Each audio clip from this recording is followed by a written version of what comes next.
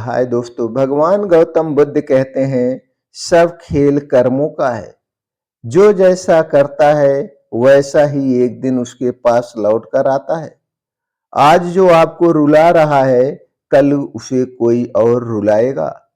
और याद रखिए, इंसान बुरा पैदा नहीं होता है, उसे लोग तब बुरा बनाते हैं जब उसकी अच्छाई का बार बार फायदा उठाते हैं।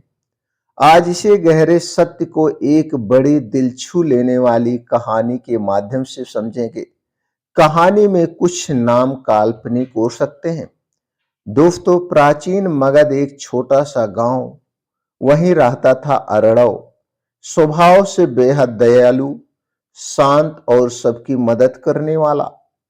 गांव में हर कोई उसे प्यार करता था, पर कुछ लोग ऐसे भी थे जो उसकी भावना, जो उसकी भलम फाहत को उसकी कमजोरी समझते थे, जो उसकी मासूमियत थी उस मासूमियत को कमजोरी समझते थे।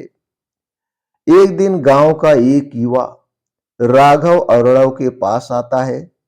राघव अरड़व से कहता है, भाई थोड़े पैसे चाहिए, कल लौटा दूंगा। अरड़व बिना प्रश्न पूछे पैसे दे देता है।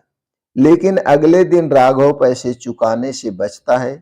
एक हफ्ता बीत जाता है, फिर एक महीना, और धीरे धीरे राघव की नजर में अरड़व कमजोर और सीधा बनने लगता है। गांव के और लोग भी यही करने लगते हैं। कोई सामान मुफ्त मांग लेता, कोई काम करवा कर पैसे नहीं देता, कोई उधार पैसे लेकर उसे नहीं देता था। कोई गलती कर देता और कहता, अरड़व तो बड़ा दिल वाला है, हमें माफ कर देगा। अरड़व हर किसी की मदद करता जाता, पर रात को अकेले में टूटने लगता। उसके मन में एक सवाल उठता है, क्या भला होना गलत है? क्या दिल अच्छा रखने की सजा यही है? एक दिन गांव में सूखा पड़ जाता है। बाजार बंद, खेत उजड़ गए, लोगों के पास खाना नहीं है। सबको किसी ना किसी की मदद की जरूरत पड़ती है।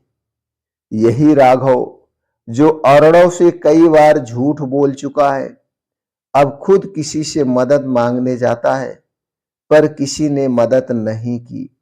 कोई कहता है पहले अपनी हरकतें सुधार, फिर मदद मांगना। कोई कहता है जब समय अच्छा था तब तुमने गालियां की दी, अब भुगत रहा है, अब उसको तू ही भुगतेगा। राघव रोता हुआ भगवान बुद्ध के मठ के बाहर बैठा रो रहा है। उसी समय अरड़व वहां आता है, वही अरड़व जिसे उसने कई बार धोखा दिया था। अरड़व उसके पास खाना और पानी लेकर खड़ा होता है। अरड़व, मदद करना मेरा स्वभाव है, गलत करना तुम्हारा कर्म, और कर्म हमेशा लौट कर आता है। राघव फूट फूट कर रो पड़ता है।